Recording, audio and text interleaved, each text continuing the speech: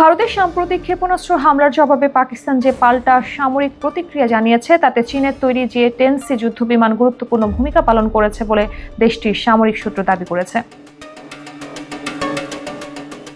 Jio news ও ডনের প্রতিবেদনে বলা হয়েছে, বুধবার ভোরে ভারতের 5টি যুদ্ধবিমান ভূপাতিত করেছে পাকিস্তান, যার মধ্যে 3টি ছিল অত্যাধুনিক রাফায়েল জেট।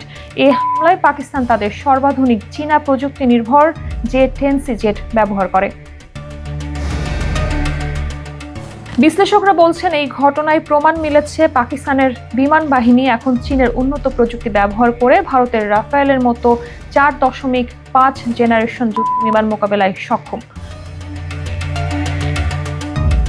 পাকিস্তানের সেনাবাহিনীর মুখপাত্র লেফটেন্যান্ট জেনারেল আহমেদ শরীফ বলেন, আমরা চাইলে আরও 10টি ভারতীয় যুদ্ধবিমান ভূপাতিত করতে পারতাম, কিন্তু আমরা সংযম দেখিয়েছি।